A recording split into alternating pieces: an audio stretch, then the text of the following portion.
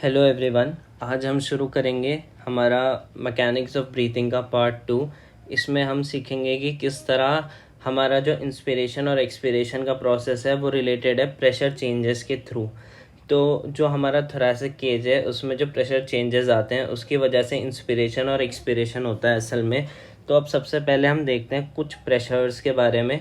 सबसे पहला प्रेशर जो आप यहाँ देख रहे हैं वो है इंट्रा एल्वियोलर प्रेशर, और दूसरा प्रेशर जो है वो है intra plural pressure. Intra alveolar pressure का मतलब क्या है कि एल्वियोलर जो एल्वियोलाई है हमारी उसके अंदर जो प्रेशर है वो है इंट्रा एल्वियोलर प्रेशर। कभी कभी हम इसको दूसरा नाम भी टर्म करते हैं, इसे हम बोलते हैं इंट्रा पल्मोनरी प्रेशर, ये इसका दूसरा नाम है।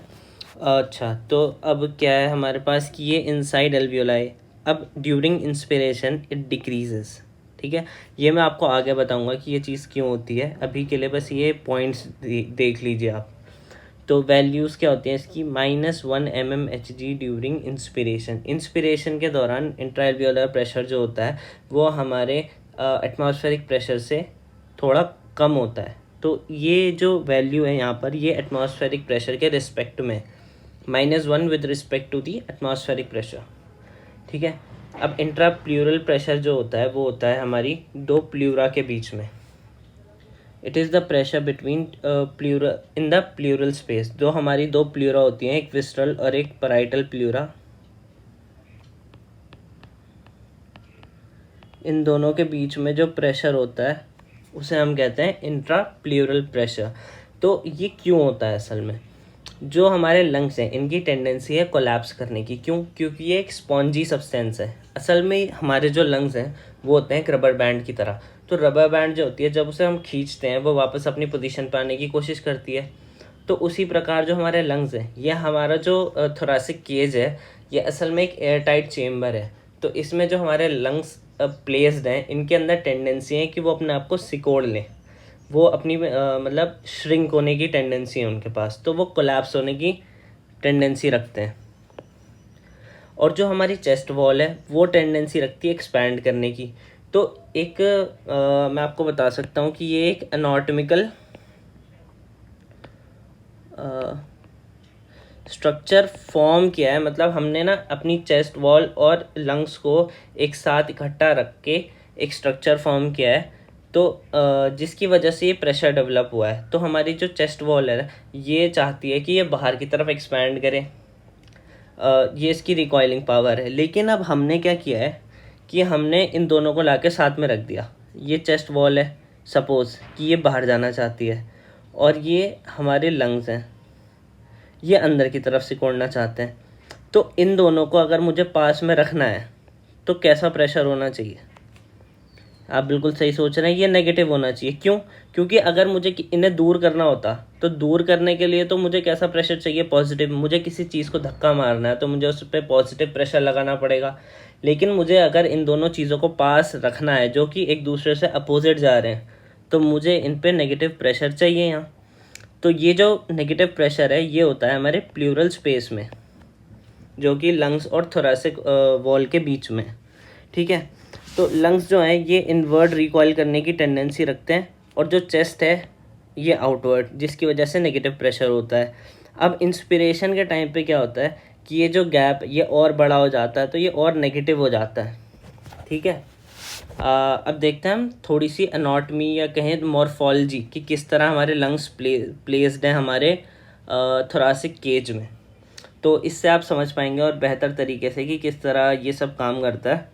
तो मैं आपको समझा सकता हूँ। देखिए, ये हमारा रिब केज है, ये रिब्स हैं और ये बीच में इंटरकोस्टल्स हैं। अब ये क्या है, ये जो थोरैसिक वॉल से ग्रीन लेयर अटैच्ड है ये हमारी क्या है, पैराइटल प्लूरा।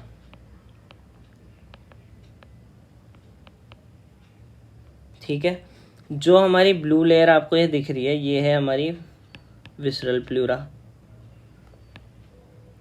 तो जो हमारी विसरल प्लूरा है वो अटैच्ड है हमारे लंग्स के साथ, और जो हमारी पैराइटल प्लूरा है वो अटैच्ड है हमारी थोरैसिक वॉल के साथ। अब जो ये बीच में स्पेस आपको दिख रही है ये है हमारी, स्पेस को हम बोलते हैं प्लूरल स्पेस। ठीक है। अब क्या है कि यहाँ पर जो प्रेशर होगा वो होगा हमारा इंट्रा प्लूरल प्रेशर, दो प्लूरा के बीच का प्रेशर, और असल में ये रिप्रेजेंट कर रहा है लंग और थोरेसिक वॉल के बीच का प्रेशर, क्योंकि जो विसरल प्लूरा है वो लंग से अटैच्ड है और जो पैराइटल प्लूरा है वो अटैच्ड है चेस्ट वॉल से या थोरेसिक वॉल से। तो असल में ये इन दोनों के बीच का प्रेशर को रिप्रेजेंट करता है। ठीक। दूसरी बात, ये जो हमारा ये दिख रहा है यहाँ पे मैंने एक एल्वियोलाई का स्ट्रक्चर बनाया है, इसके अंदर जो प्रेशर होगा वो होगा इंट्रा एल्वियोलर प्रेशर। तो जनरली क्या होता है कि ये जो होता है हमारे at the time of expiration के दौरान ये हमारा एटमॉस्फेरिक प्रेशर के डायरेक्ट कॉन्टैक्ट में होता है, तो इसलिए जब एक्सपिरेशन होता है तब इसका प्रेशर होता है 0 mmHg, जो कि हमारा एटमॉस्फेरिक प्रेशर होता है जनरल उतना ही। ठीक है। अब और क्या दिखा सकते हैं आपको, थोड़ा सा आप देखते हैं इधर की साइड डिनोटेशंस क्या क्या है। सपोज तो जो हमारा ब्लू वाला है, ब्लू वाली मेम्ब्रेन है वो हमारी विसरल प्लूरा है, ग्रीन वाली पैराइटल प्लूरा है। इन दोनों के बीच में जो है वो है पैराइटल कैविटी या प्लूरल स्पेस, प्लूरल कैविटी या फिर प्लूरल स्पेस। तो ये एक पोटेंशियल स्पेस है जिसमें कि प्लूरा फिल्ड है।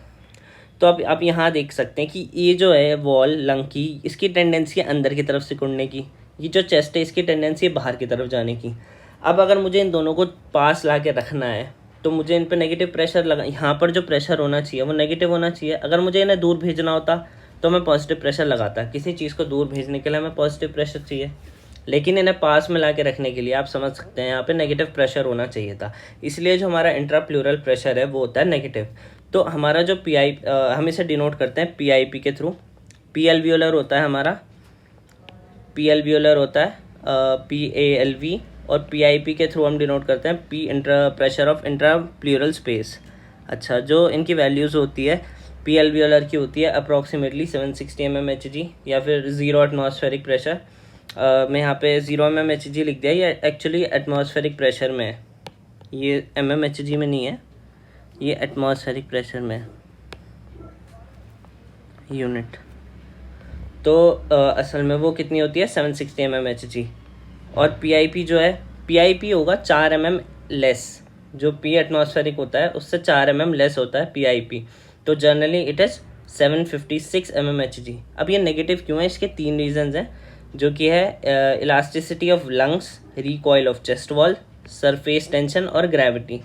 सरफेस टेंशन का रोल आप आगे जानेंगे जब सरफेस टेंशन की एक अलग से वीडियो आएगी उसमें।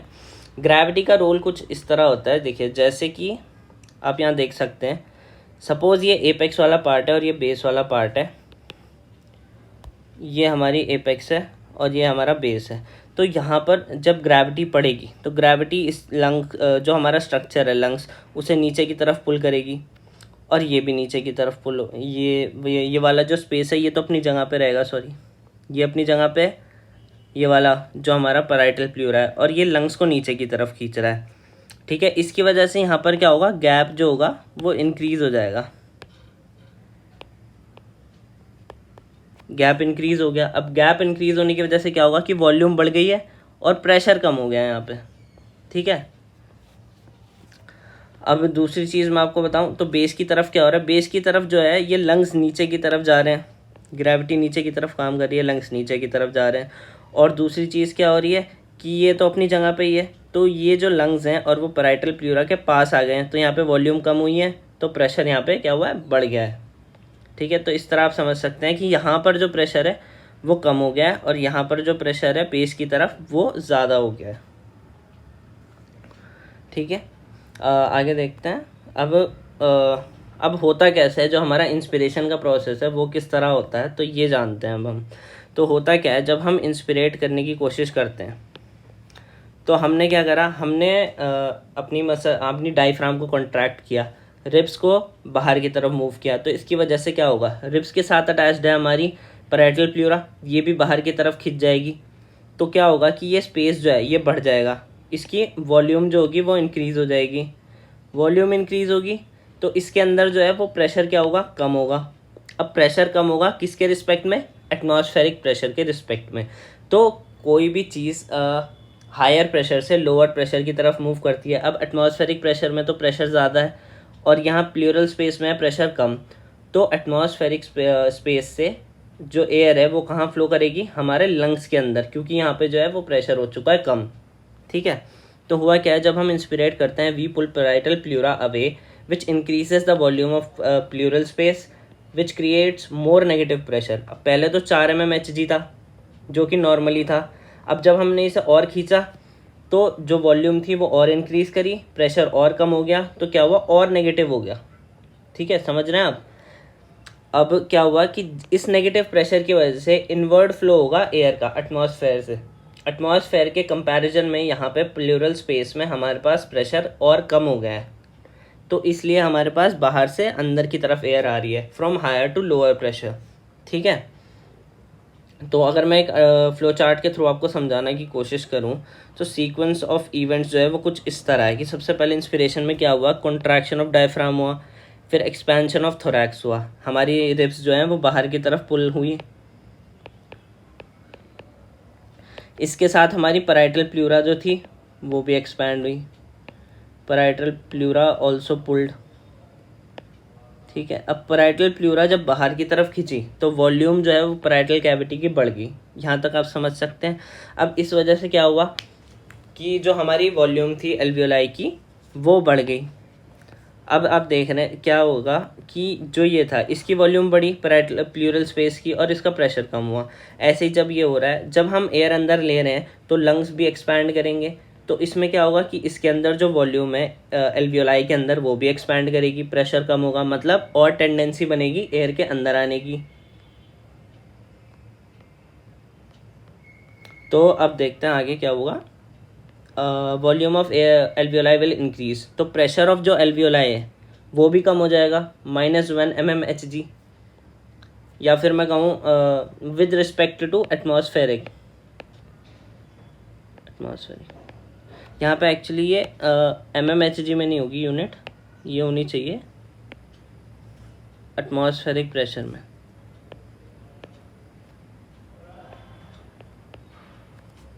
ये ATM एटमॉस्फेरिक प्रेशर में होते हैं। अगर आप mmHg में करेंगे तो वो 760 से -1 कर देना। तो अब क्या होगा, यहाँ पर PIP जो होगा वो भी डिक्रीज होगा -6। तो इसकी वजह से जो होगा एक इन्फ्लेटिंग प्रेशर डेवलप होगा, जो मैं आपको आगे बताऊंगा अभी कि एक इन्फ्लेटिंग प्रेशर होता है जिसे हम बोलते हैं ट्रांसपल्मनरी प्रेशर। इसकी वजह से क्या होगा, इन्फ्लेशन। अब इतना तो आप समझ सकते हैं कि यहाँ पे वॉल्यूम बढ़ी, प्रेशर कम हुआ, जिसकी वजह से इन्फ्लेशन हुआ। ठीक है, तो अब क्या होगा, इसकी वजह से एयर अंदर की तरफ रश होगी, लंग्स के अंदर एयर एंटर करेगी जब तक पी एल्वियोलर जो है वो पी एटमॉस्फेरिक प्रेशर के बराबर ना हो जाए। ये अभी कम था, -1 था एटमॉस्फेरिक प्रेशर जो पी एल्वियोलाई के अंदर था। ठीक है, तो जब ये बराबर हो जाएगा, दोनों जीरो हो जाएंगे, तब तक एयर फ्लो करेगी। आफ्टर दिस जब ये हो गया बराबर, तब मसल्स जो हैं वो काम करना बंद कर देंगी। फिर उसके बाद क्या होगा, जब ये काम करना बंद हो जाएंगी, मसल रिलैक्स हो जाएंगी अपना आप ही, और फिर ये जो रिब केज है वो ड्रूप करेगा, वॉल्यूम डिक्रीज हो जाएगी, प्लूरल कैविटी की वॉल्यूम भी डिक्रीज करेगी, जो PIP था वो वापस से नॉर्मल आ जाएगा, -4, पी एल्वियोलर 0 हो चुका होगा, और फिर हमारे पास जो प्रेशर होगा वो डिफ्लेशन प्रेशर आएगा, तो भी आगे बताऊंगा मैं आपको। फिर डिफ्लेशन हो जाएगा और एयर जो है बाहर की तरफ चली जाएगी और डायफ्राम रेस्ट पे आ जाएगा। तो इस तरह हमारा यहाँ पे हुआ एक्सपिरेशन। तो ये एक पूरा सीक्वेंस है जो कि हमारा सीक्वेंस ऑफ इवेंट्स यहाँ पे आप देख सकते हैं। इंस्पिरेशन और एक्सपिरेशन का एक पूरा सीक्वेंस आपको यहाँ पे दिख रहा होगा। ये जो है ये सीक्वेंस शुरू है इंस्पिरेशन से शुरू होकर यहाँ पूरा ये एक्सपिरेशन पे ख़त्म हो रहा है, जैसा कि आप देख सकते हैं। तो अगला कुछ पॉइंट्स ऐसे हैं कि कुछ प्रेशर्स और होते हैं जिनके बारे में हमें पता होना चाहिए, जैसे कि हमारे पास होता है ट्रांसपल्मनरी प्रेशर और ट्रांसथोरैसिक प्रेशर। तो जो इस वॉल के बीच में है ये TP, ये है ट्रांसपल्मनरी प्रेशर, और जो इस वॉल के बीच में है ये TT, ये है ट्रांसथोरैसिक प्रेशर। इनका मतलब क्या होता है ये जानते हैं। जो TP होता है ये होता है ट्रांसपल्मनरी प्रेशर। अब इसमें क्या है कि ये जो है ये है difference of pressure between P alveolar and PIP। Alveoli में जो प्रेशर है और जो हमारी प्लूरल स्पेस में प्रेशर है उनके बीच का डिफरेंस है। मैंने आपसे कहा कि ये इस वॉल के बीच का डिफरेंस है। तो यहाँ पर क्या है, यहाँ पर एल्वियोलाई है और यहाँ पर ये हमारी विसरल प्लूरा है। तो इसके बाद क्या है, ये हमारी प्लूरल स्पेस, इन दोनों के बीच में जो प्रेशर है, प्रेशर डिफरेंस है, वो हमारा ट्रांसपल्मनरी प्रेशर है। ठीक है। तो ये जो प्रेशर है ये ये कॉज क्या करवाएगा, इन्फ्लेशन कॉज करवाएगा। अब मैं आपसे बताऊं, टी जो होता है वो होता है ट्रांसथोरेसिक प्रेशर, जो कि इस वॉल के बीच में ये, तो टी क्या होगा फिर, टी क्या होना चाहिए, पी आई पी, यहाँ पे पी आई पी है, माइनस बाहर की तरफ क्या है, पी एटमॉस्फेरिक, तो P I P minus P atmospheric, ये हमारा हो गया ट्रांसथोरेसिक प्रेशर। अब इनमें चेंजेस क्या आएंगे, तो रेस्ट पे अगर हम देखें, रेस्ट पे पी एल्वियोलर क्या होता है, 0 एटमॉस्फेरिक प्रेशर, और पी आई पी क्या होता है, -4, तो 0 माइनस -4 क्या आएगा, +4 mm, ठीक है। पॉजिटिव मीन्स कि ये जो है इसकी टेंडेंसी इन्फ्लेट होने की। अगर हम रेस्ट पे हैं, रेस्ट का मतलब क्या है, एक्सपिरेट कर चुके हैं, एक्सपिरेट कर चुके, तो लंग्स की क्या टेंडेंसी है, तब वो अपने आप को भरना चाहते हैं वापस, तो हम सांस लेना बंद थोड़ी ना करते हैं कभी। जैसे ही एक्सपिरेशन होता है वैसे ही इंस्पिरेशन हो जाता है, क्योंकि हमारी टेंडेंसी क्या है, जैसे ही हम एक्सपिरेट करते हैं उसी वक्त जो प्रेशर है वो पॉजिटिव होता है, तो हमारे जो लंग्स होते हैं उनकी टेंडेंसी होती है इन्फ्लेट होने की, ठीक है। अब इन्फ्लेशन जो होता है वो और अच्छा कैसे होता है, उसके लिए होता है हमारा कि ये इंस्पिरेशन पे क्या चेंजेस आए इसमें। जब इंस्पिरेशन होने लगा तब क्या होगा, जो हमारा पी एल्वियोलर है वो नेगेटिव हो गया, क्योंकि एल्वियोलाई की वॉल्यूम बढ़ी तो प्रेशर कम हुआ, कितना कम हुआ, -1 ATM हो गया। अब माइनस जो हमारा पी आई पी था, प्रेशर ऑफ इंट्राप्लूरल स्पेस, उसमें क्या चेंज आया, वो -6 हुआ, -4 से, कैसे, उसकी जो थी वॉल्यूम बढ़ी, प्रेशर कम हुआ तो -6 हो गया, मोर नेगेटिव। तो फिर कितना आया, टीपी +5, +4 से +5 आया, आप यहाँ देख सकते हैं। तो ये इंक्रीज़ हुआ है, जिसकी वजह से यहाँ पे इंस्पिरेशन के लिए मोर पॉजिटिव टीपी आया है। तो क्या होगा, इन्फ्लेशन मतलब इंस्पिरेशन होगा। अगर टीपी पॉजिटिव आ रहा है, अगर टीपी पॉजिटिव आ रहा है तो इसका मतलब क्या है कि होगा इन्फ्लेशन। तो अगर मैं आपको बताऊं कि अगर कहीं भी टीपी पॉजिटिव आएगा तो इसका मतलब क्या होगा कि इंस्पिरेशन होगा, अगर टीपी नेगेटिव आएगा तो मतलब एक्सपिरेशन होगा, या फिर डिफेलेशन भी कह सकते हैं।